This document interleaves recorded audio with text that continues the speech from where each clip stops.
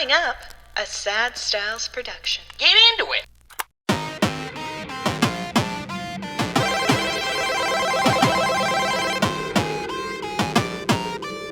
And welcome to the Retrograde video game podcast, where this week we talk about Dune 2. No, not that Dune 2, the movie directed by Denis Villeneuve. And no, not that Dune 2, the work of fiction based off of Frank Herbert's Dune. We're talking about Dune 2, the video game. The video game. My name's Andrew Bascom. With me, as always, is the bad boy of podcasting, Mr. Bebop himself. Moab Al-Mikey Aaronworth. Oh, yeah, that's good. All right, that's good, yeah. It's I am a little mouse. You are a little mouse. I'm a little, what is the Moab Al-Hadib or whatever? Yeah.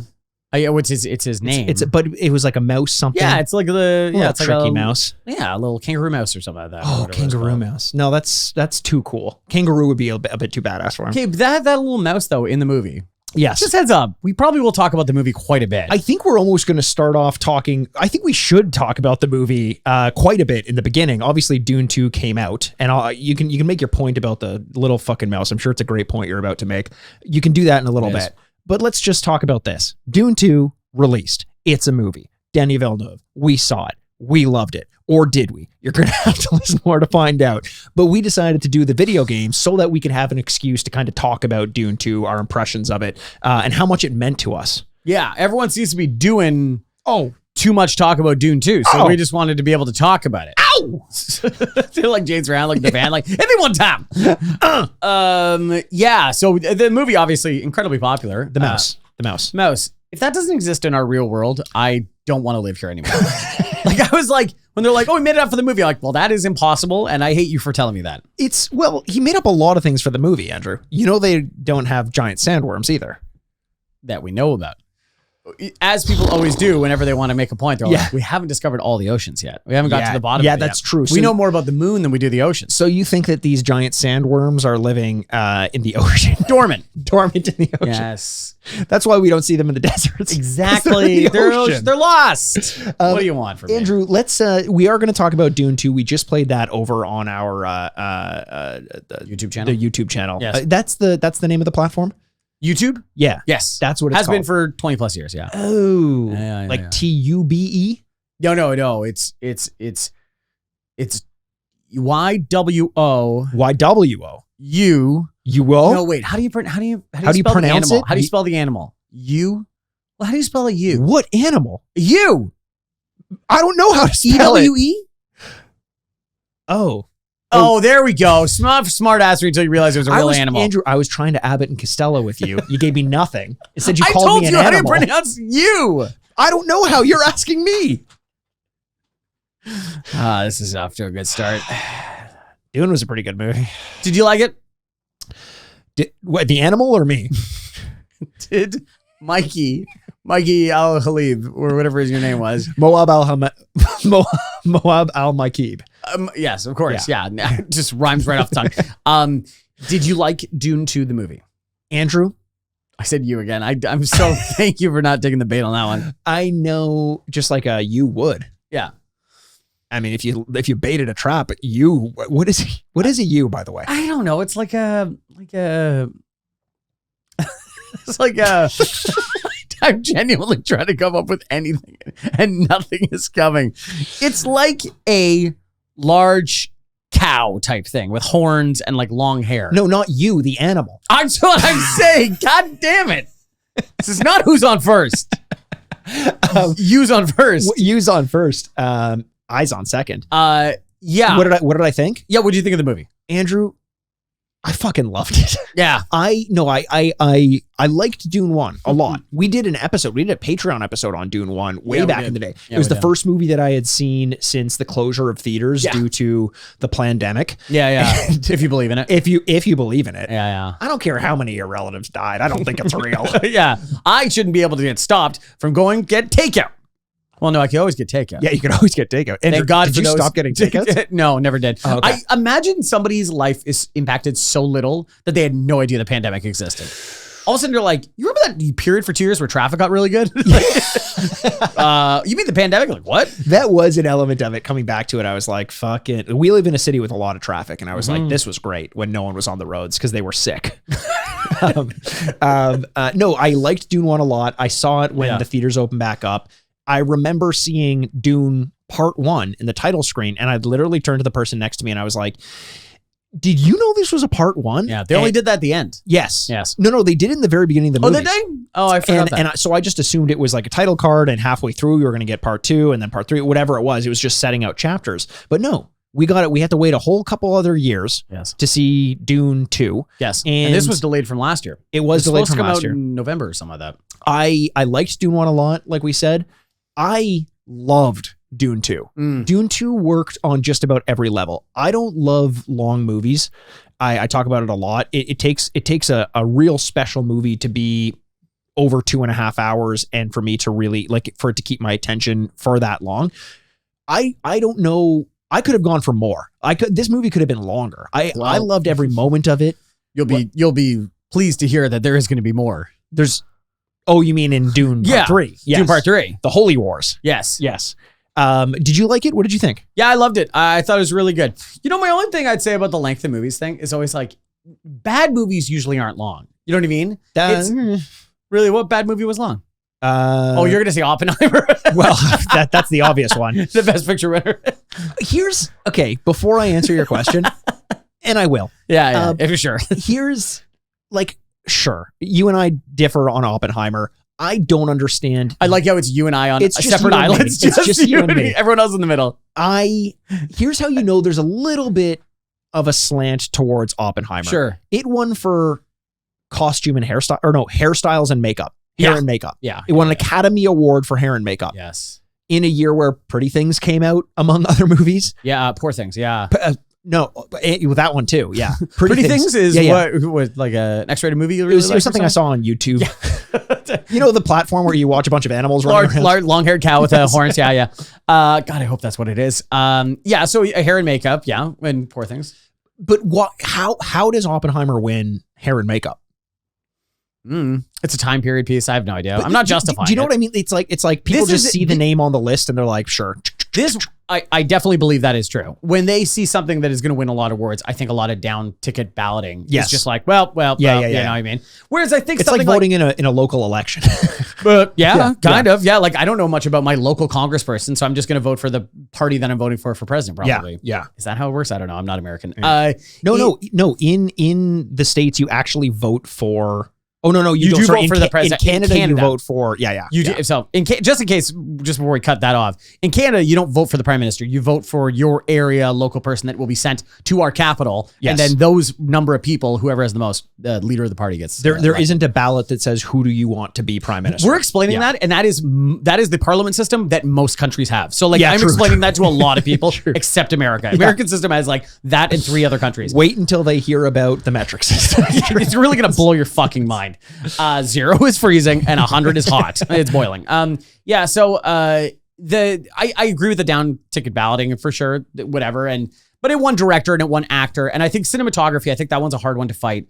And the same with editing. Because like Hoytman, you've heard me talk about that guy. Yeah. That guy is like on another level. And to the point that I always love the clear person that's like a tradesperson that gets the Oscars, wins an award, is dressed completely different than everyone else, has a different haircut, has everything, and just goes up, yeah, thank you very much. Appreciate it. And then just has to like go back to his weird tinkering lab where he's like going to take a camera. It's exactly. Like, this is the least important part of his day. Yeah. Whereas like the actors are just like bawling. Yeah.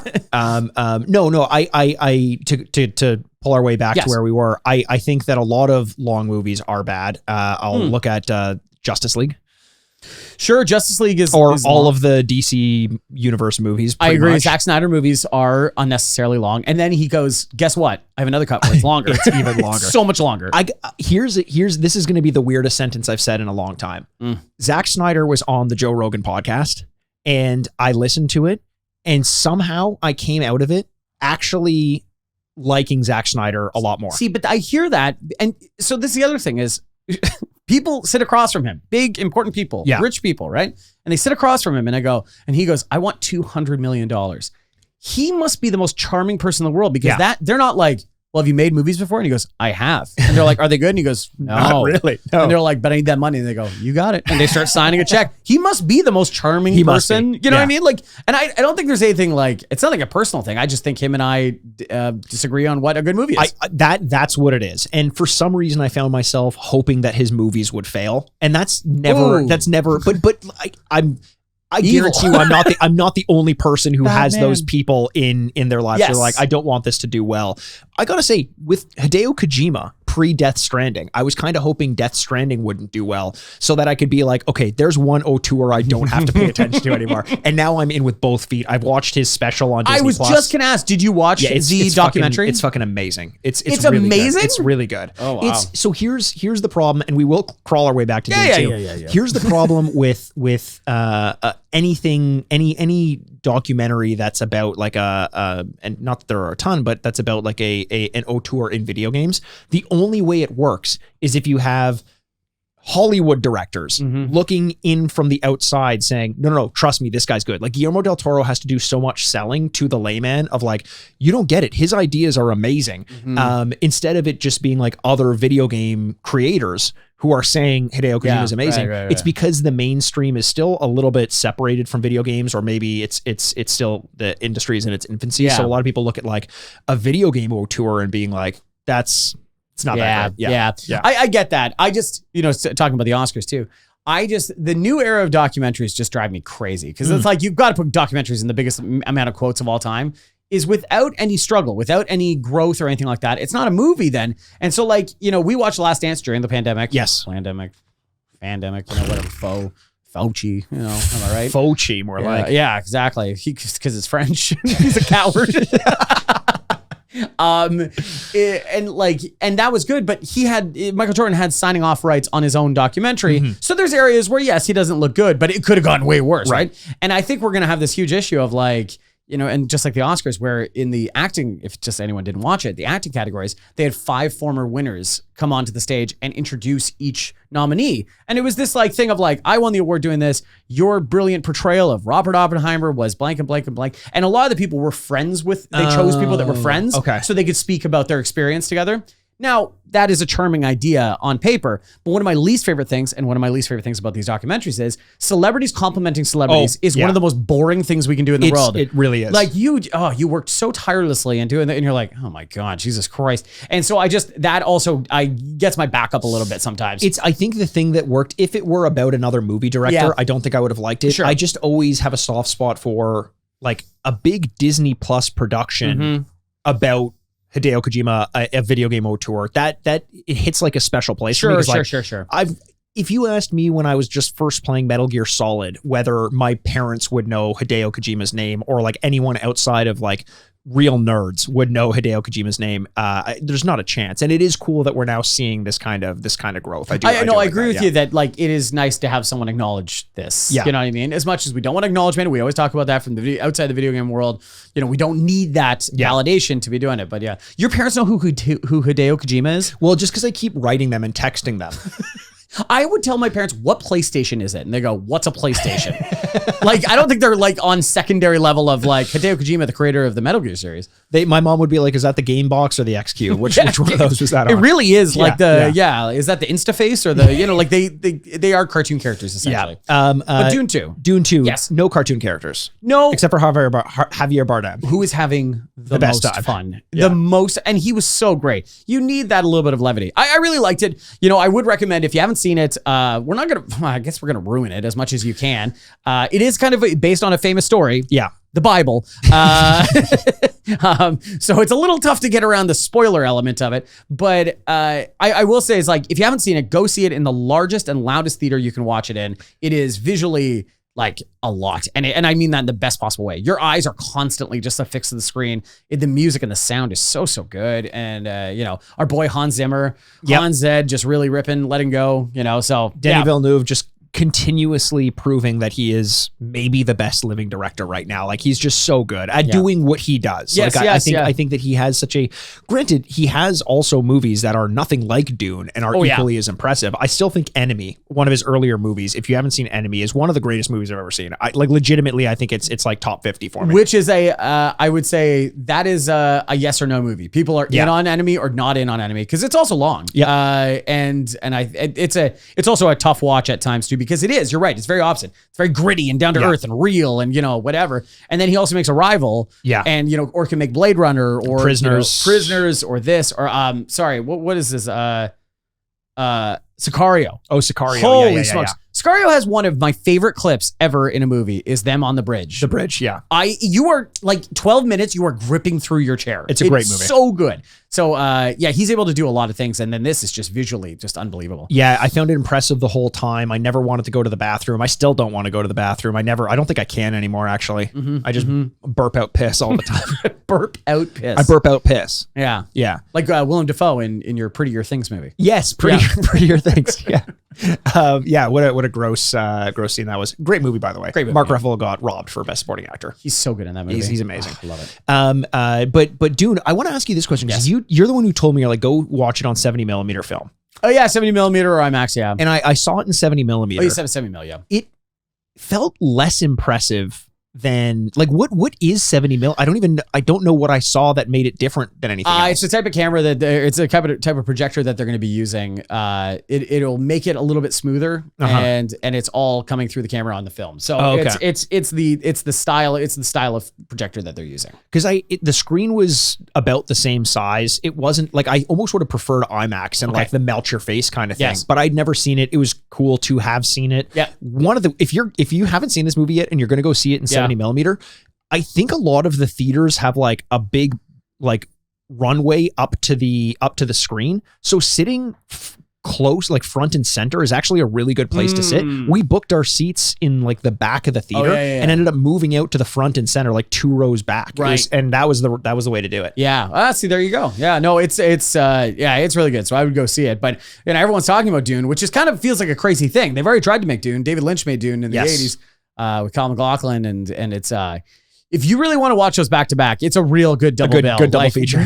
Because you think about, you watch the Denis Villeneuve ones, and I haven't read the book. You have read the book. And you kind of go, well, this is Dune. You watch Denis Villeneuve, you're like, this is what Dune must be. And then you watch David Lynch, and you're like, what is this? What is this? Is so different. And you're like, and the book is somewhere in the middle, supposedly. Like, yeah, it's no, definitely. It's not, the book doesn't have like the set pieces that Denis Villeneuve gives to it. I mean, there are wars and stuff, but I never pictured the large scale scope. It was a little bit more like the elements where they're going through the desert is like most of the book, and then a lot of political conversations. So it's kind of a combination between the first movie and the second movie. The first one was kind of more of like a political war story, and the second one was a little bit more action oriented at times. But the book feels quieter, if that makes sense. Okay. Yeah. I think that makes sense. Yeah. It's like the Star Wars sequels. It's about trades. It is the prequels. The prequels. I'm sorry. Yeah. Yes, I'm sorry. Chronologically, everything we know about Star Wars started because of trade routes, trade route conflict. Yeah. Qui-Gon Jinn. This is true. If people don't know this, Qui-Gon Jinn and Obi-Wan Kenobi visited. You know the big scene at the beginning of Phantom Menace where they have to cut their lightsaber through the blast doors and cut all the droids down. They were there visiting a trade route to make sure that the blockade was properly taken care of. They're cops. They're basically cops. Yes. Hey, what's going on over here? Break it up. You know what I mean? Get the Jedis on it. Swinging their lightsaber lights. Speaking of cops, Jesus. I don't know if I want to talk about this now because I almost want 30 minutes to talk about it. Before I move on to talk about Disco Elysium. Oh, okay. Do you have anything else to say about Dune to kind of leave us off there? I'm sure we'll talk about it lots more. You know, like Timothée Chalamet, and you know, like there's so many parts of this movie that like Christopher Walken might be the only person that was like kind of miscast. Yeah, weird choice. Yeah. Hey, spies. Everybody has a Christopher Walken at some point. You know what I mean? Oh, hi. Okay. Is that yours? I'm thinking about it now. Do you actually have something up your ass to help get into characters? And that's why you're speaking it's a wristwatch. Right yeah. Don't worry. Yeah. Flash Spew. Hey. Spice. Hey. Okay, that was pretty good. I know you got to warm up to it. Yeah. But yeah, we'll talk about more about Dune. But yes, please go get into your 30-minute rant. Disco Elysium. I'll keep it to less than 30 minutes because it's all about Disco Elysium. My 30-minute rant. Yeah. Okay. I'm going to keep it to less than 30 minutes. Because I want to have a really good conversation with you about Disco Elysium. I know you said that it's on the docket of a game that you might start playing soon-ish, possibly. It might be in the rotation. I really want you to play it. I think this might be a game that really consumes you. It Oh, is- good. Have you? No, but I mean, it's going to be max 40 hours. Like when I could say consume, it's not like it's going to be a new Fortnite or Overwatch where you can't put it down and then it's indefinitely with you. Fortnite. Are you still into it? New season. Gods. You're playing against gods. So you get like I'm not lightning playing. bolts and well, you could play though. No, Like a large cow could play. no, I'm not. How is anyone playing against me? I'm not even. No. I'm just saying you could hypothetically play this game. It's free, right? So anyone could play. No, but you said they're playing against gods. I'm not in the game. Oh, because you're a god. That's good. That's healthy. Yeah, 100%. Yeah. Yeah. Yeah. You know what? Actually, part of that story that is very similar to your life, you get to play as Icarus. And you get to play with his wings and they fly and stuff. But of course, can't go too close to the sun. There's a time limit and they expire and they could disappear and then you just plummet to your death. Oh, that's cool. Yeah, that's really good. Lightning bolts, Hades, you get to go through Hades. It's really fun. What is the like the sponsorship? Is it just No, just original characters. oh cool public domain? Public domain characters. Yeah, I know. I'm trying to think of If like there's what, one thing I know about Zeus, he's the fucking public fucking domain. there's no TM next to his No name. TM. No. Get Mickey Mouse in there. Yeah. They should. Actually, well, Disney did buy a huge part of Epic Games. They spent $4 billion to buy 20% of the company or something like Jesus that. Christ. And it's a large part is like because this was during the last. Well, I can't believe we're talking about this. This is during the last call with the Disney call. Bob Iger was talking about how they've failed to make video games successful, Yep. and they said video games are a huge area of growth for society. People play a lot of video games, and we want to be a part of it. And they bought part into Epic Games, like 20% oh wow. or something like that. Oh Jesus Christ. So I'm sure we'll see even more Disney characters, even though we've had lots of Star Wars and lots of Marvel in the past. Yeah. That's cool. Nowhere near Disco Elysium are there Disney characters. No. Disco Elysium probably has a lot to say about the monopoly that Disney has over entertainment these days. But it's a game that is like I've really gotten back into reading books lately. In my life. You gave a pause like I should be applauding you or something like that. Well, I didn't see the applause coming, so I kept talking. Yeah, but I did give you ample time to Good job. congratulate me. I'm giving you 2 thumbs up. Good. What are you reading right now, Mikey? So I just finished reading The Shining, but right now I'm reading a book that was written by the person who wrote Disco Elysium. Oh, okay, cool. He wrote it in Estonian, I believe. Yes, I know it's an Estonian guy that made it. Yeah, I'm pretty sure Estonian or Russian or... It's an Eastern European country. Yes. Yeah. And he wrote a book prior to writing Disco Elysium and it didn't do very well and there is no true English translation. Right. But a couple fans came together and actually put their hand at releasing an English version of it, and that's the version I'm reading. It's not quite as good as Disco Elysium, but the reason I say that the reason I brought up the fact that I'm reading a lot of books again is is to brag and basically to just make, like I said the God thing earlier and that fell flat, but people do need to realize that I am better than them. Yes. Yeah. And I'm glad you said it because they're not saying it. No one's saying it. No matter what I show them, it's so weird. No one's saying it. It's fucking bonkers. Literally no one has ever. In fact, most people say the opposite, and that's crazy. They say the opposite? Yeah. What's the opposite that they're saying? That you're not a god. When you die, no one will remember you. Oh, yeah. Right. Okay. No one's going to DNFI And that they you. hope it happens soon. Yeah. And they're holding a knife while they do it. Well, yeah. And then I run real fast. Yeah. And then I'm like, I'm fast as Hades, bitch. Whoa. I mean, fast as Hermes. Yes. Yes. Yeah. No, the reason I bring up reading books, apart from reminding people that I'm better than them, is because of all of the books that I've been reading lately, Disco Elysium legitimately has some of the best writing that I've come across. And it's amazing because you take a step back and you realize like we see good story in video games often, but the writing itself, like say you pick up a note, like an audio log or something. I complain about that all the time where I'm like, sure, this is contributing to the plot, but the writing itself, the prose is not good. You don't see good prose and good writing in video games as often as you should. Disco Elysium is the exception. It is... Yeah, suck it, Hideo Kojima. Suck it, Hideo Kojima. Well, but that... No, think about it. The stories of Hideo Kojima are great. And the plot, the symbolism, all that stuff. I think there's a lot of meaning behind them. But the actual prose and the dialogue are more Lynchian than anything. They're weird. They're not necessarily good prose. This is just great writing in Disco Elysium. The themes that you deal with, the decisions that you have to make, the the negativity associated with pretty much any decision you make, and then kind of the acceptance of the fact that no matter what you do, it's kind of wrong, and then just the living in this feeling of like filth the whole time of Disco Elysium, regardless of how you go through. I finished the game and I just started listening to podcasts about it to hear what happened to everyone else, and everyone's experience with that game is wildly different. They all have these certain touchstones that they hit on, some of which is like some of the major points, like plot points in the game, are hidden behind dice rolls that if you miss them, you just don't see. Some, like, I'd say there are 3 moments in this game that are 3 of the best moments I've ever had in a video game before, in terms of like what it did emotionally. And some of them you can completely miss, like completely skip. And that's just the confidence that you have to have in a writer, as a writer, to hide major plot points and emotional arcs behind dice rolls that many people are not going to see is amazing. And I don't want to talk too much about the plot itself and the beats and my experiences playing it until I have someone to kind of bounce them off of. So if you do end up playing it, we almost need to go back and do a full episode on it, because it's fucking, it's like, that sounds like fun. It's one of those games where playing it, I was like, this is good. I'm enjoying this. I'm happy that I'm playing this. And you've also tried many times to get into this game. It was my 5th time trying to beat this game. And I finally did it. I said, even if it starts to slow down a bit, I'm just gonna barrel through it. It was like my biggest gaming shame was that I hadn't beaten this game. Can I ask, without giving away too much, there is an end to the game. Yes. Is there an end to game because there is a point that everyone gets to, or is there finality, meaning like the story has run out? No, there is an end to the game that everyone gets to. Okay. How you get there varies. Okay. And what happens when you get there varies based on the decisions you made. Gotcha. But it is, there is a coming together moment. The craziest thing about like it the is Beatles. Like exactly like the Beatles. Yeah. You're on a rooftop. Yeah. You're getting arrested.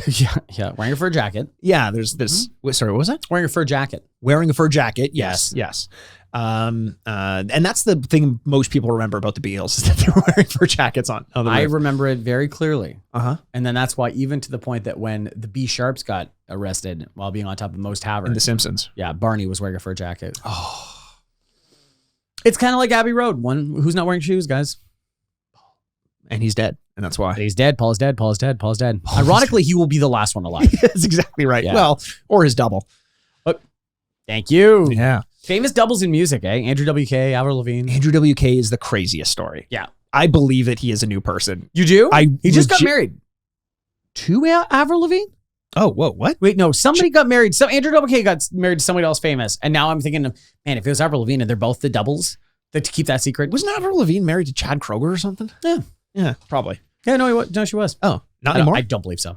Who could stay married to that guy? Too handsome. He's way Too handsome. They look at his photograph and they think, damn, this guy's handsome.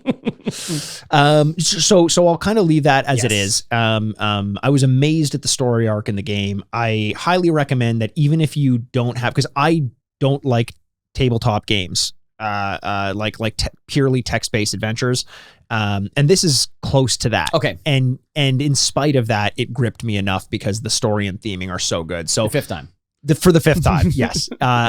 If you've bumped up against it, give it another shot. This is probably the only other game apart from Death Stranding that I've done that with, where I'm like, I had previously put about 10 hours into it and I'm like, I think I'm done.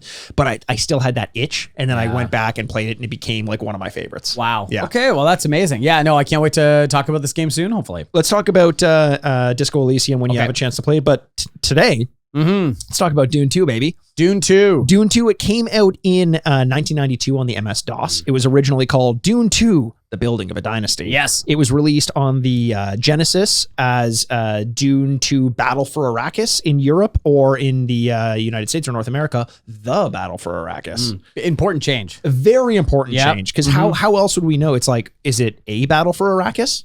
Yeah. Or is Second battle for Arrakis? Second, third, inconsequential Final. Battle for Arrakis? Yeah. Arrakis. Makes you think. About what? Puns. Oh, and sure. how they're harder to do than you think. Yeah. Cinnamon puns. So, what else we got here? That's 92. Cinnamon's a spice, though, right? Oh, very good. That is amazing. Imagine we find out later Dune is all about Cinnamon. anise or something like that, where it's like, huh? And people just shoveling it in their mouth. Pepper. Like, I love it. Just pepper. Whoa, it's so good. Whoa. Just pepper.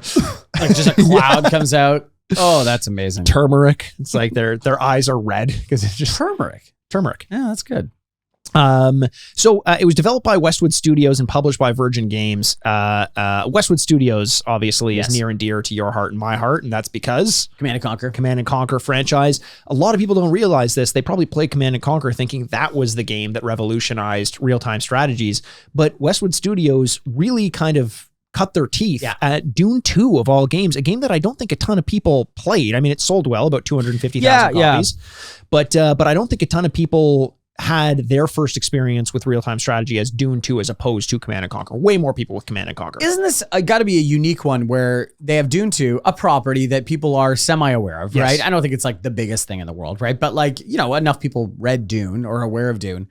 And then they drop that IP and make their own original game, and that's when it takes off. Yeah. That's so odd. It is very odd. And I'm trying to think of, I feel like one of the times we did a licensed game, it was weirdly revolutionary for the time. I can't remember which one it was, but it was something where a lot of games ended up drawing from it. You know, they kind of slapped a license onto it, but prior to it having the license, there was more under. GoldenEye would be one example. Sure. I mean, that was a game that revolutionized first-person shooters, specifically on the console, and was obviously associated with the James Bond franchise. Oh, yeah, right. GoldenEye. Yeah, you've heard it. Okay. Interesting story. It's a sequel to a 1992 game, which was also published by Virgin and developed by Cryo Interactive.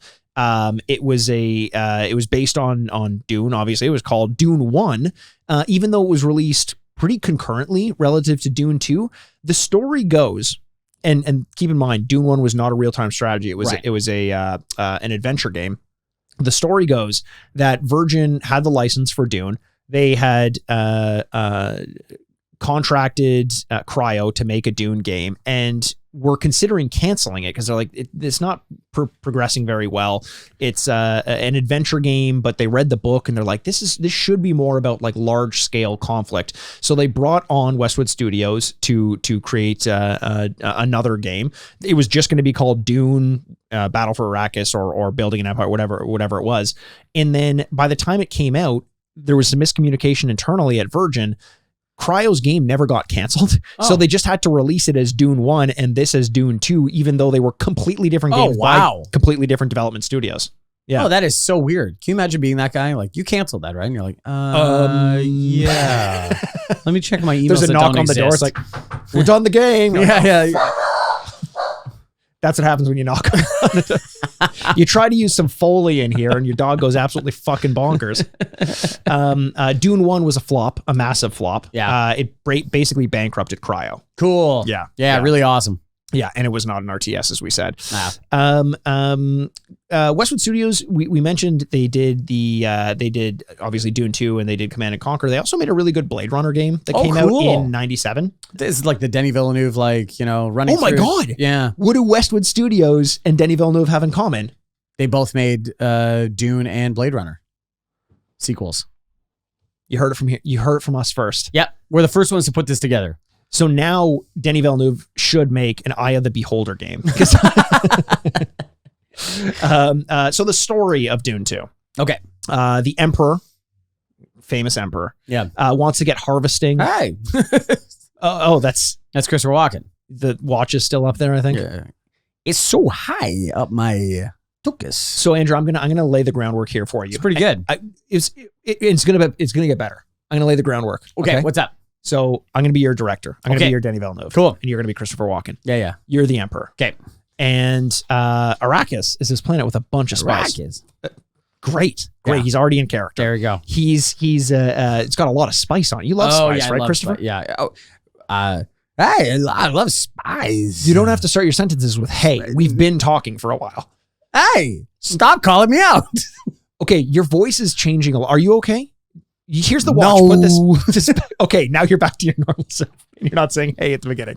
Hey, there's a planet called Arrakis. A lot of spice on there, and you want to get it under control. You don't care which house. The very spice. You don't care which house controls it. You just want. Do you have a question, Christopher? No. I'm sitting here silently dying. I'm doing everything I can not to laugh into the microphone. Okay, look panicked, Christopher. Dude, I am dying. Not feeling good. Maybe you've had too much spice, Christopher. Probably. It's that's a prop. That's basically just Yum. Hi. drywall shavings. You shouldn't be spicing this. I think I'm dying. I think so too. I got to tell you this. You should get the watch out of your bunghole, because if that drywall makes it through your entire system, it's basically just going to solidify like concrete in there. I'm like the crocodile in Captain Hook. The clock inside of me. Oh, I think I'm turning into Elvis. you are the Austin Butler. This is I'm Austin Butler. combination Emperor Austin Butler.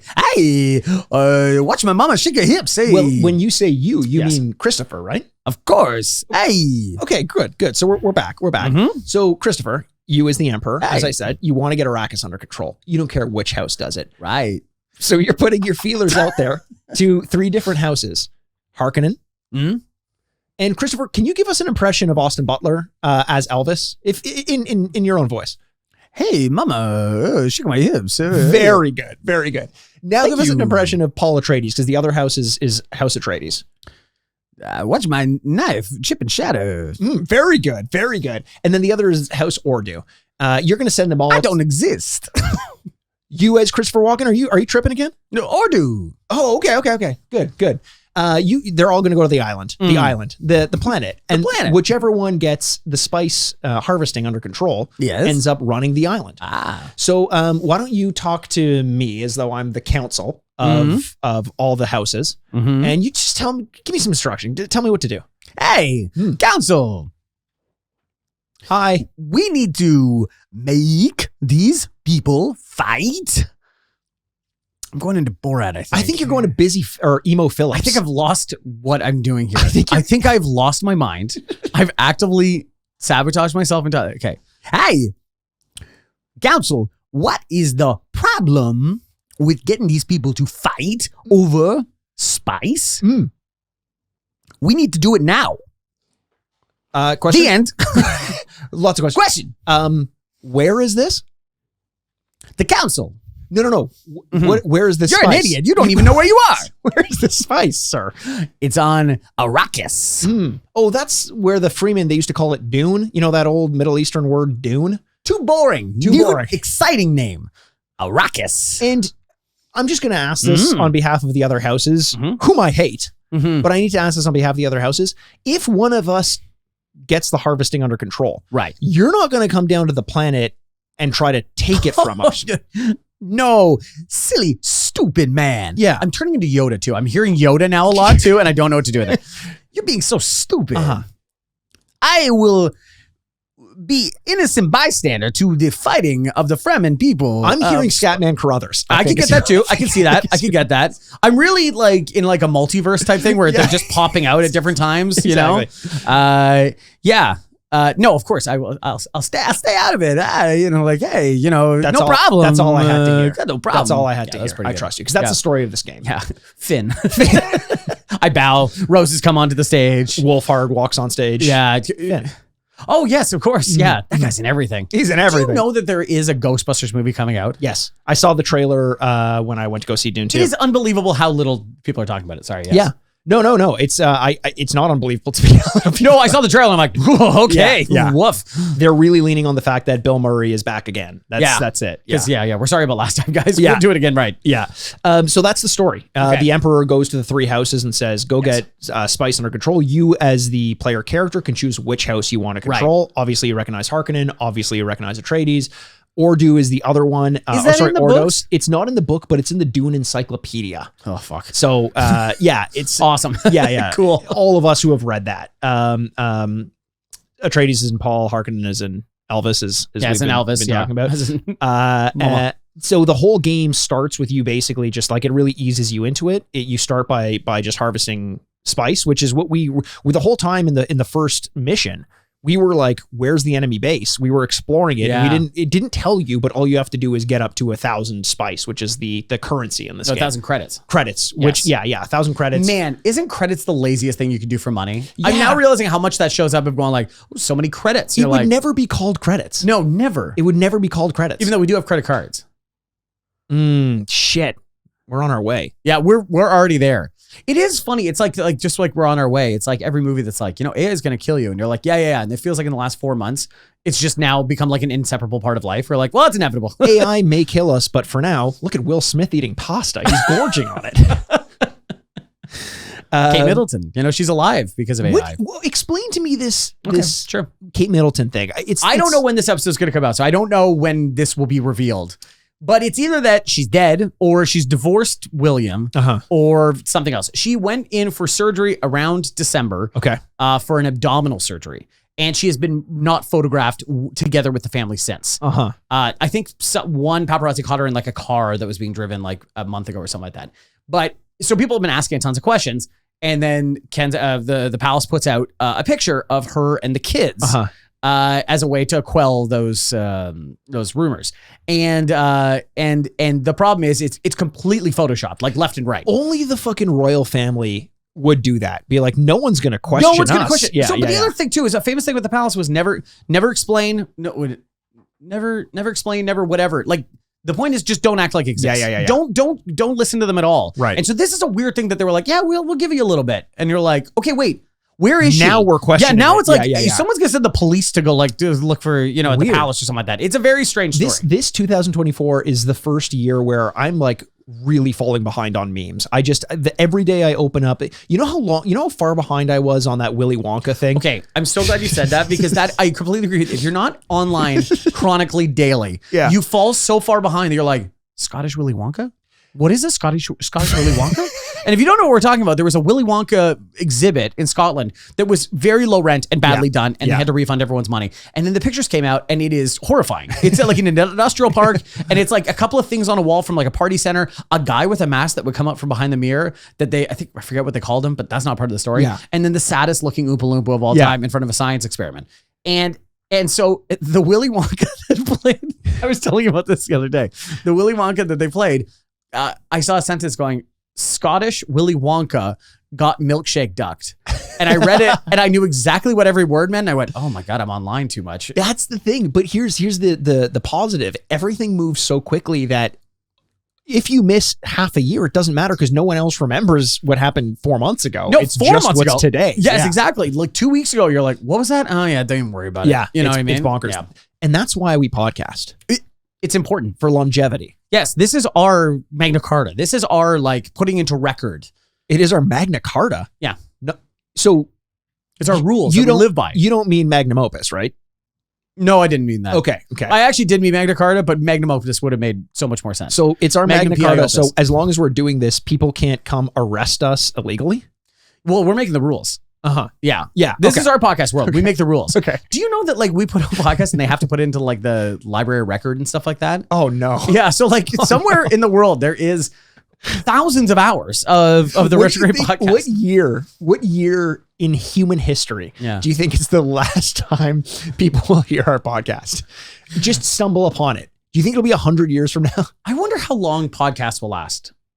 That's more of the thing. It will be an MP3 somewhere. So like I imagine as a digital file, you could find it somewhere. We should shoot an episode of it like into space. Yeah. Voyager the gold disc. styles. Yeah. I just think about like the person that has to record this. Of course it's not. It's an AI. It's a computer that's like recording things and just filing them into service. But the person that would have to go through these things, like I ran across a kid on TikTok that has like, millions and millions of followers or whatever. And he puts on cologne every day. And that's what he does. And he just like, he's from Winnipeg. And he like, first thing you gotta do, lotion up. He's 13. And he puts lotion on his face. And then he goes, today's fragrance is blank. And he just puts it on. And that's it. And you can see the TikTok awards in the background. The silver, gold, platinum things. My God. And I just think about the person at like the record, like going like, okay, just having to put it in this huge, just Indiana Jones style crates in the back. I love the idea. Like moves a move like takes off the shelf like the gold pressing of Denis Villeneuve's Dune 2 and puts up cologne guy from TikTok. Yeah. Like Louis Armstrong's first press shatters on the ground. He's like, shit. Okay, well, cologne kid's going in here. Yeah, the internet is fucked up. That's why we keep podcasting. Summary. So little things about the gameplay. We'll just run through it quickly before we talk about our experience actually playing it. If you haven't seen the gameplay portion yet, head over to YouTube, youtube.com/Retrograde podcast. You can see it's about 40 minutes. We actually spent a decent amount of time with it, including the tutorial, which will show you some of how the game is played. So you harvest spice, turn spice into credits, build bases, take down enemy bases, etc. It includes fog of war, this game does, but the fog of war doesn't dissipate permanently. Only while you have troops there can you see what else is going on. So that's contrary to something like Age of Empires or even Command and Conquer, I believe. You have to build and move strategically. You kind of build only on rocks and usually concrete because there are sandworms. And if you're moving across the desert, the sandworms might get you. We had one of those experiences, which was actually kind of cool. It created a couple innovations to the genre, the real-time strategy genre, and I want to go through a few of those. The world map overview, where you kind of choose the next mission, that was new to the genre then, kind of like an overworld. You gather resources to fund constructions. That was new to this game as well. Base and unit construction was new to this as well. Technology trees based on buildings, that was new to this. So like if you build one, then you can upgrade it, and that allows you to build a new building, which is, I couldn't picture playing a real-time strategy game without that now. Mobile units, which can become buildings. This was the first time that was done. Cool. Factions with unique abilities. So depending on the houses that you have, you can do different things. You can Dune different things. Thank you. I mean, Andrew, this is why we podcast. This is it. This is why somebody will listen to this like, this is worth it. Yeah, move aside, Louis Armstrong. We got a cinnamon Stop pun. walking on the moon. Hey, that's what these TikTok generations are going to think. Yeah, they don't get it. They don't get it. No, Louis Armstrong, I don't care how many Tour de France he won. He walked on the moon. With only one penis. Onions. Okay. Was there a follow-up to just the words onions? Oh, what's that? Oh, onions. Right. Someone hits a 3. Onions. Onions. Oh, yes, a basketball player. Jack Armstrong. Jack Armstrong, of course, is. Come on, Andrew. Yes. Sorry, you wanted me to continue the Armstrong thing. Yes. Oh, I'm not just saying onions. I don't just make up cinnamon puns like you. Hello. Get that garbage out of here. Yeah, get that garbage out of here. That's a very local reference. He's the Toronto Raptors TV announcer. Well, it wasn't local when we swept the NBA Finals with a couple losses. The whole world knew about the Toronto Raptors that year. And also a context-sensitive cursor, which was introduced on the Sega Genesis. So that's you put your cursor over something, and depending on what you were touching, it would do different things. Feels like commonplace nowadays, but that was the first time that it was done on the Sega Genesis for Dune 2. You can capture enemy factions to gain access to their technologies. Another cool idea. And I mentioned each house has kind of their own units and everything. They also had their own like major superpower kind of thing that they could do towards the end of the game. Harkonnen has something called the Death Hand, which is just like finger of rockets that were kind of inaccurate but very powerful. Finger of rockets. Just to shoot out like a bunch of okay. All right. The Atreides could summon the Fremen. Not the Freemen, the Fremen. But they didn't have control over them. So that's kind of cool. You're just like sending a pack of wild human beings to take over. And the Ordos have a fast-moving saboteur who can destroy buildings easily. Cool. And that reminds me of, I think it was Natasha in Red Alert. Tanya. Okay. Yeah. All right, here we go. Yes, let's exactly. do it. Just one unit that could really get. She shot a handgun. It was so cool, and she could also like spy on buildings or set bombs. When you and I, we did Command and Conquer, and she was like, we had like one unit, and she destroyed their entire base because they sent like a full attack on us, and we just going in between buildings, and setting all the bombs off. Yeah, she was the best. I think it was Tanya, yeah? I think it was, or Natasha or something like that. So it was one or the other. So reception, this game received overall about a 90%, which is really good. It sold, as I mentioned earlier, around 250,000 units worldwide. Upon release, as I mentioned as well, the sound and graphics were among the best in the industry. They were very revolutionary. And there was a spiritual remake called Dune 2000, which came out in 1998. Classic. Inexplicably. No, but we were obsessed with the year 2000. Yeah, we were. Oh my God. Prince had it right though. Yeah. 1999. Go no further. That's it. 1999, baby. Yeah, he made it 2014 or something like that. Yeah, he was a hypocrite. Yeah, he's a real hypocrite. That's what we'll remember as famous hypocrite, Prince. We're going to party like it's 1999. And this game has actually continued to receive fan mods to this day. It's a very, it's a game that is held in high esteem for a lot of people. So we played the game earlier on YouTube. Yeah. What did you think of the game? So I went on this kind of roller coaster with this game. Okay. When we turned it on, A tycoon of some kind? I was in the other hemisphere. It Okay. was a hurricane for me. Oh, Oh no, I'm thinking typhoon. yeah, Sorry. typhoon. But I liked what you were doing Also, there. tycoon, I don't think is the right word. Is it? Well, I'm just saying because Roller Coaster Tycoon is a game that we have played and often referenced. And enjoyed. Yes. And so, yeah, we love that game. Actually, I got to be honest, I don't know. Why did you say tycoon? Because you said roller coaster.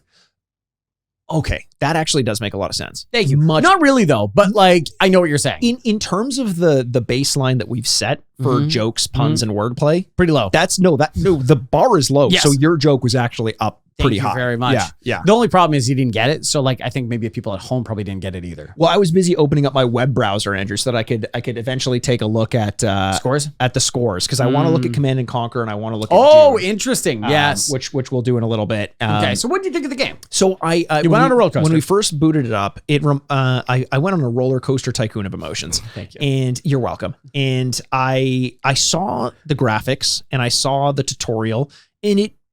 In my mind, I was like, this is Command and Conquer. This is for sure Command and Conquer. We played the Genesis version, so we didn't have a mouse and keyboard, but we did that more because I was curious to see how well could a real-time strategy game play on the Genesis.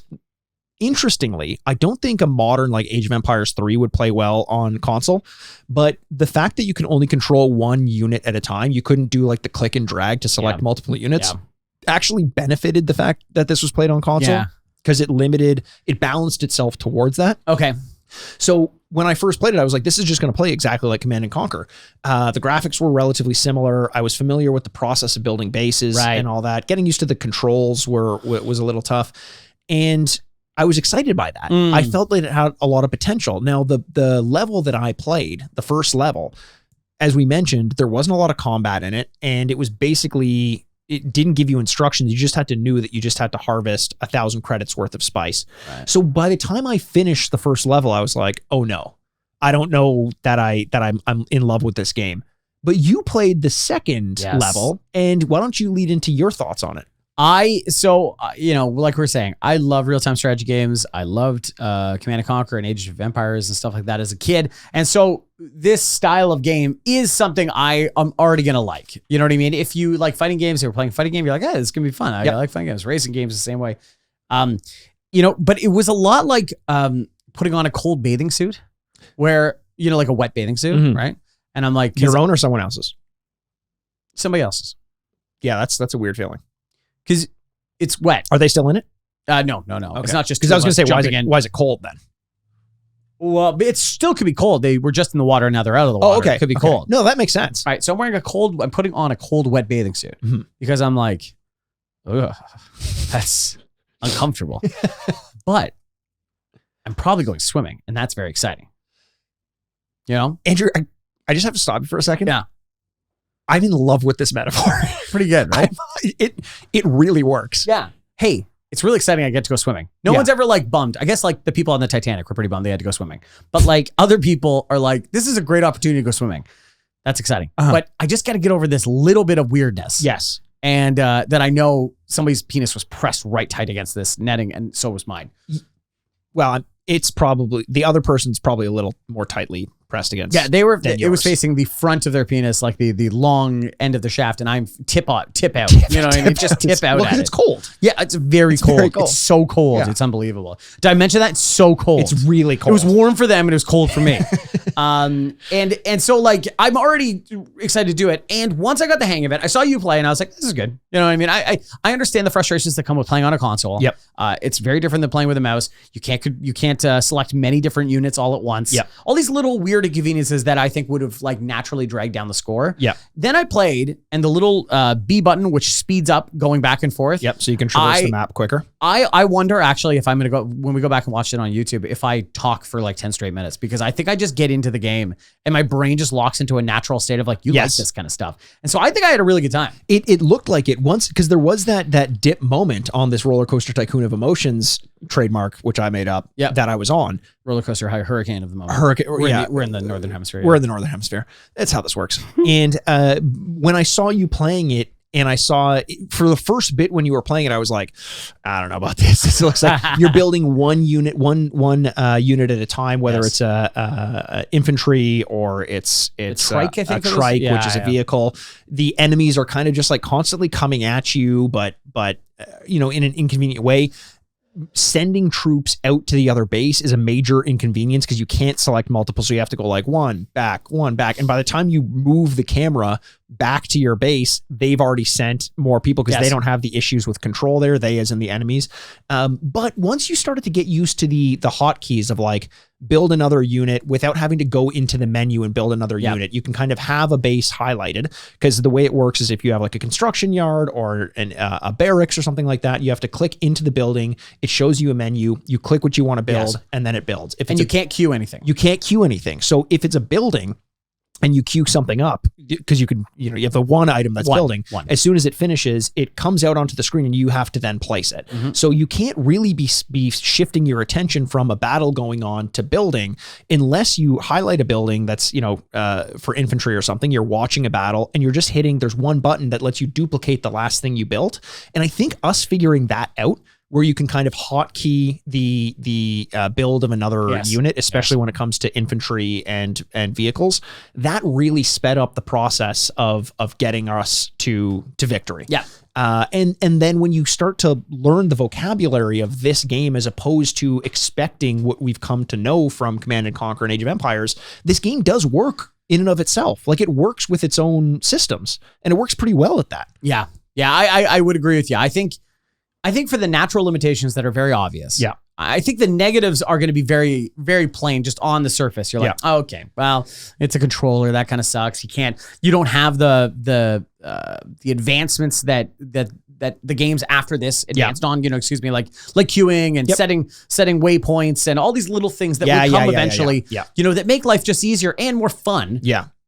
Those are all obvious, but I think the good parts are the parts that like you can see something really interesting happening with this game that would eventually be the games that we love. For sure. That's very obvious. Now all we're talking about is this kind of surprise that it works. Yes. Like that's what we're saying here. The next step of it is, my question is twofold. Okay.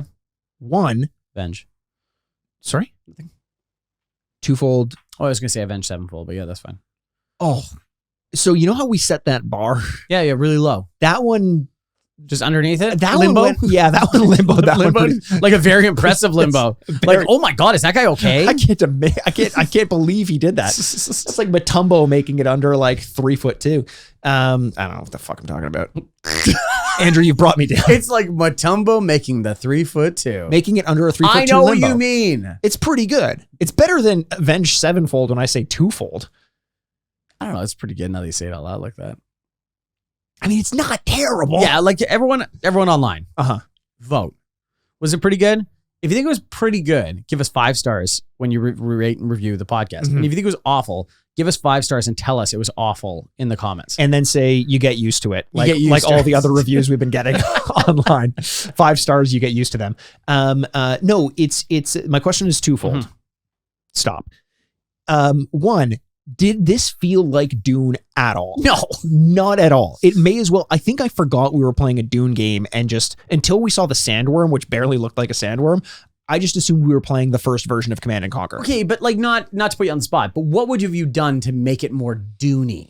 It's tough for this era of gaming. I don't think there was a ton that you could have done. Especially we don't have the movie to reference, like the current Denis Villeneuve movie. When was the David Lynch movie? Early 80s, I think. Yeah. So that would have come out prior to it. But yeah, no, I agree. It felt though like just a game, not a Dune game necessarily. The second part of the question is, would you ever choose this version of a real-time strategy over literally any other version of a real-time strategy? No. That's where I'm struggling because it's such a well-realized genre that I can applaud the innovation that this game brought. And I even appreciate kind of the cozy nature of it because it's so simple in what it is. Yeah. But if I'm sitting down to play a game, I almost 0 times out of 10 am going to this. What could have saved it is if it were more Dune-y in whatever capacity it is, but it's not. It's just like a prototype of Command and Conquer, Yeah. right? Or did you get anything more out of it? No, you're right. The Dune aspect, the Dune-y aspect, maybe a cartoon, Looney Tunes. Andrew, that's good. The bar's coming back up. Yeah, better than Avenge Twofold, eh? Much better than Avenge Twofold. Okay, well, Matumbo 3'2" is Matumbo 3 foot twofold, and he's got a fold to make it under 3 foot too. Oh, that's good. Yeah, I agree with you. Like it's going to be hard. We're going to get to our scores in a second because I think it's inevitable at this point. So. We got to get to just it. like Mr. Anderson. Yeah, 100%, and Thanos. Mm-hmm. Was that from the gameplay portion, or is that I'm losing track? I think that's the gameplay portion. I have no idea. We record these back to back, so they're all very continuous in our and head. loopy. And I hope you do Loopy the same tunes? thing. Loopy tunes. Loopy tunes. Now we're just naming things and pointing at each other. Andrew, I've got a headache. Looney Tunes? Dune babies? Is that a thing? Is that no, it's gonna be hard to separate these two things. Is this a functional game? Yes. Totally. Yep. Is it in the style of something that I already like? Yes. But almost every version of the things I like have advanced upon it. Yeah. Now, are you getting mad at do you punish this one because it's the first one to come out? That's kind of the question. Here's my comparison. And this is I'm treading on your wet bathing suit territory here. Thank you. It would be as though we're 50 years in the future and cell phone technology has gotten to not even 50, give it 10 years in the future. Yeah.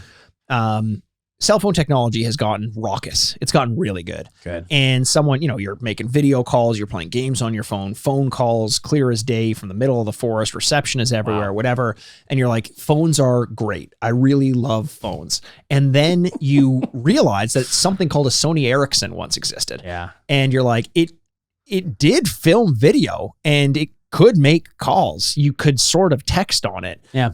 But I'm never going to use that as a phone. In fact, give me the iPhone 1 over the Sony Ericsson. It's just, it comes at a point where it is such a step behind even the first of the major real-time strategies like Command and Conquer that I just don't know when it's ever going to be the thing I reach for. The only thing I'd say, which is different than the comparison you make, which I think is really good, by the way, is that playing a video game comes with nostalgia and a charm to it, whereas using old technology doesn't really, other than it's just frustrating. That's true. Like, I think you would hold the first iPhone, right? Like, I think, which like was a lot of people's phones or whatever, and they would go like, wow, can you believe it used to be this? Yeah. And then they would end. That's where it ends up with this nostalgia. You're like, and I don't want to use that. Yes. Thank you. Yeah. Whereas this one, you could play a couple of games where you're like, oh, remember this. But if given the choice, you're like, you got to play one game for the rest of your life. You're like, well, I'm going to play Red Alert 2 or whatever. That's true. What I mean? It's definitely not unplayable, but the whole time I was playing it, I was like, oh, it would have been great if. It would have been great if you could rally your troops. Yeah. It would have been great if you could queue up buildings. It would have been great if the combat selection were a little bit more intuitive. It doesn't exist there. It's not a terrible game. It's not a bad game by any stretch. No. It's just in a pool of such good games that I wonder if it drowns. Like a Harkonnen pool. Yeah. A big black pit of bulbous Skarsgårds. Yeah. Bulbous Skarsgårds was my band in high school. I think that was the evolution from one of the 3 Pokemon that you guys started with. Bulbous Skarsgård. Because the Mega Evolution or whatever, the fourth one you can get to, after Venusaur. Hey, question before we move on from that. A Dune 2 question. We knew we were going to weave some of this into it. Did they do a good enough job establishing the Harkonnen? What's Austin Butler's character's name again? I don't remember. No idea. Did they do a good enough job establishing him as a good fighter?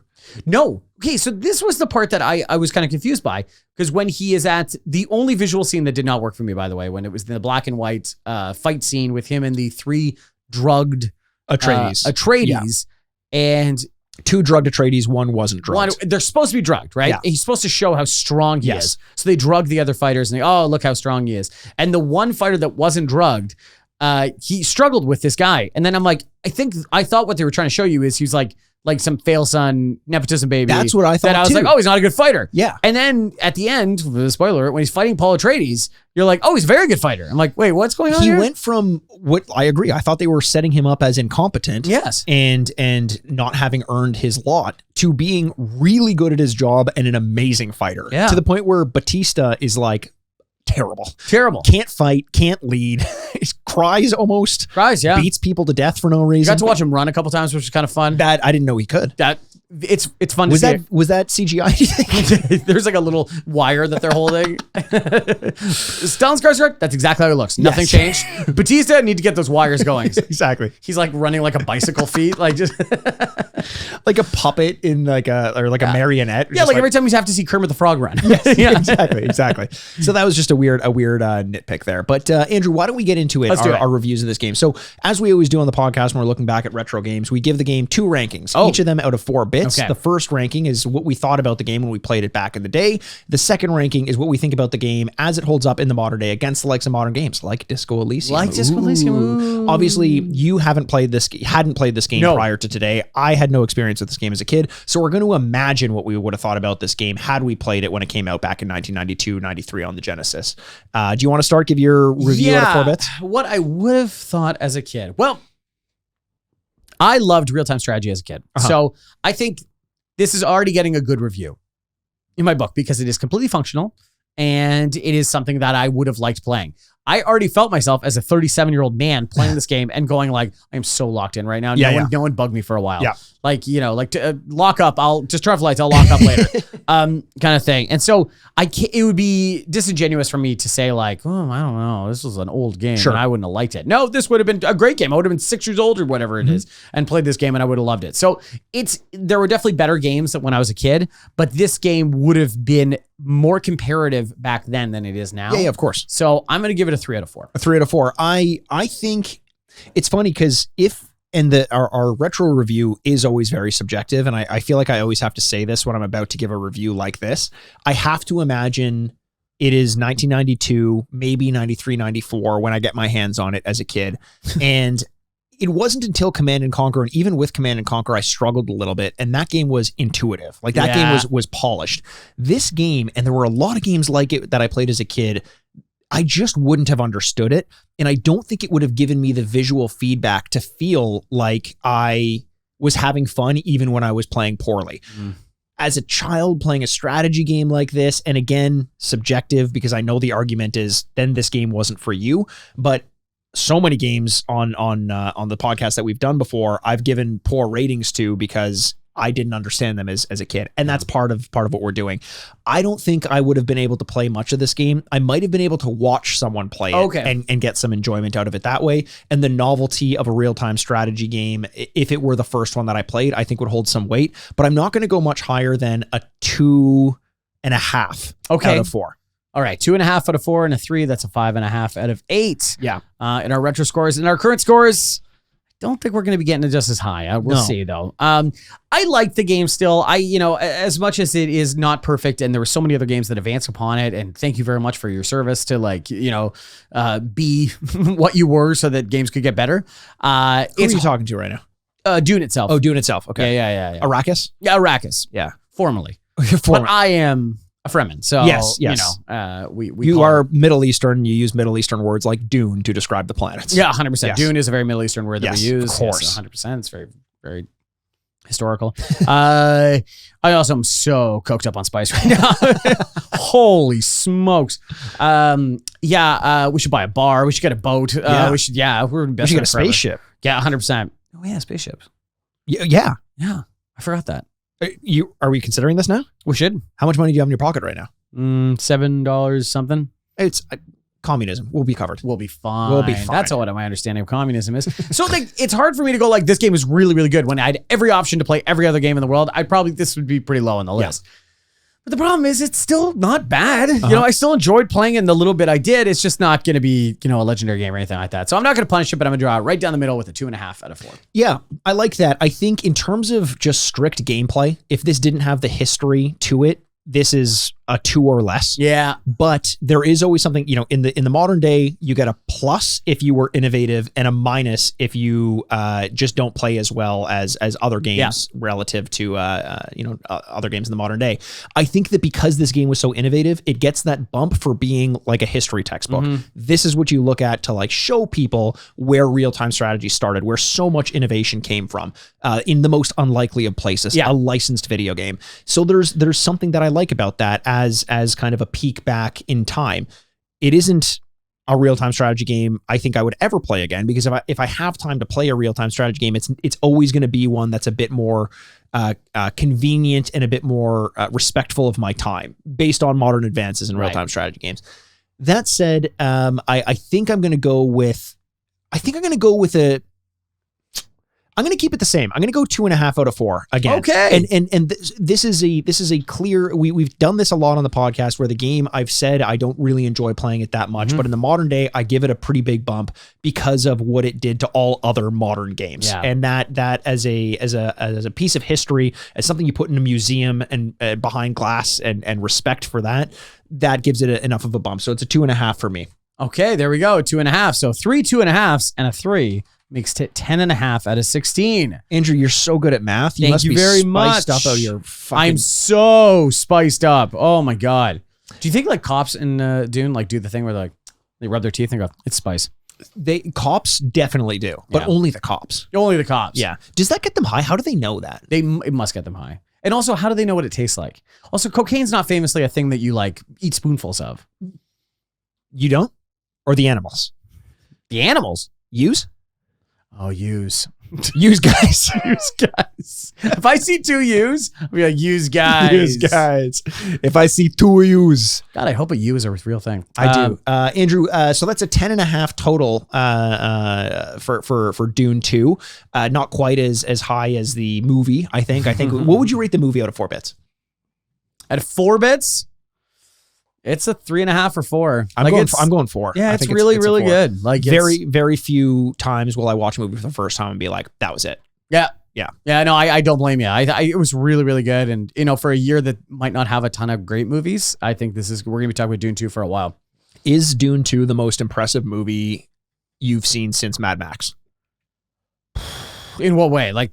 Just like the number of times you were like, how did they film that?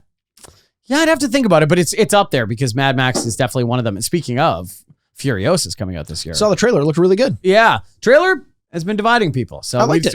I agree with you. I think it's going to be very interesting. And the way that they film everything very practically is going to be fun. Yeah. Yeah. So, Andrew, there's only one thing left to do now that we know the score. We got to go to the award ceremony. Yeah. Who knows whether this is going to win any awards? Yeah. We're going to do a little sandworm walk over the red carpet. That's a good idea.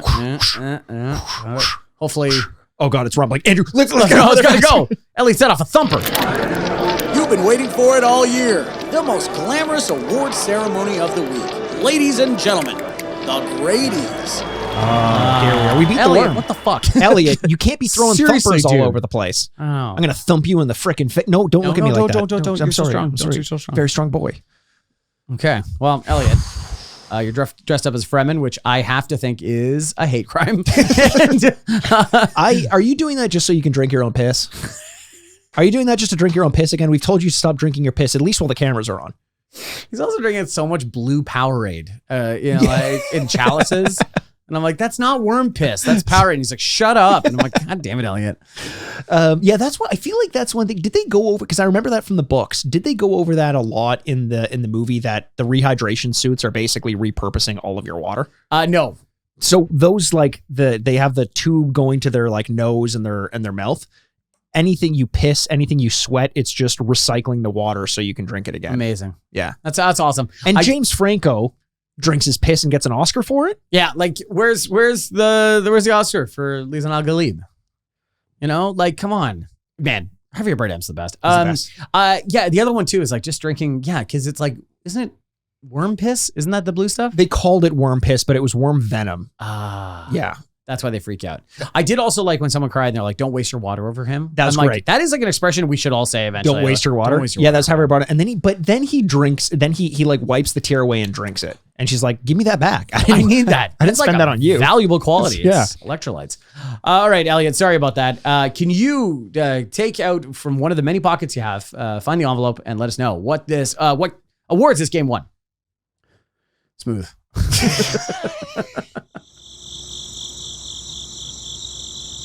Oh, much like Dune 2 at the 2025 Academy Awards. No awards. Well, wait. next year. You don't think it's going to win any? I don't know. No, it'll probably. It has to. It has to, or Andrew, else. it has to. No, instead of awards, we heard the sound of sand crickets, Oh. which sounds like a slur. Sand crickets. I don't love the sound of that coming out of my mouth. Between you and Elliot, you got a lot to deal with right here. We'll figure it out. Yeah, I'm sure you'll be just fine. We've got some sensibility training that we're going to do. Sensitivity training. Sensibility training as well. Sensibility training. Don't spend your sensibility training.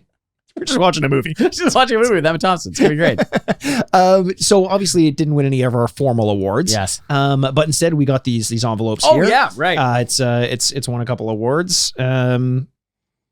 I've got mine here actually. Okay, you want to go? Yeah. I can, Okay. Wow, it's so funny because it's about Dune, and this is the Sandworm Award. Really? Yeah, Oh, because it shook no the way. foundation of real-time strategy games. Oh, okay. Wow. That's okay. Whoa. Good toss. Okay, let me. Whoa. Wow, you're getting better at that. You just threw one, right? Okay, just checking. Sorry. Okay, I'm gonna open mine here, and it's gonna win the. What are you laughing at? What the fuck are you laughing at? There's nothing funny about this. This is a very serious award show. I know. This is the Dune 2 Popcorn Bucket Award. That's so weird. Because this game looks good. And there's a lot of winking emojis and then an eggplant emoji. And then a water drop emoji. I don't know what the hell is going on here. Jesus Christ. Elliot, what the fuck? Did you write this? Did you write this, Elliot? Are you okay? You need to meet somebody. Stop drinking your piss. Stop drinking it. At least do it through the straw. Get off your back and stop drinking your piss. Legs up in the air. What? This is an award ceremony, Jesus Elliot. Christ. There's a band that plays us on. There's paparazzi over there. Jesus Christ. Jeez, I'm so sorry about Elliot and Ugh. that popcorn bucket thing. It's disgusting. Okay, well, that was Dune 2. And we love every single one of you. We can't wait to talk to you soon. My name is Andrew Bascom. With me, as always, is the bad boy podcasting, Mr. Bebop himself, Mikey Aaronworth. This is the Retrograde Podcast. Game over. Okay, Elliot, give me some of that piss. Furnished by Sad Styles Productions. I love it. Whoa, it's so good. Whoa.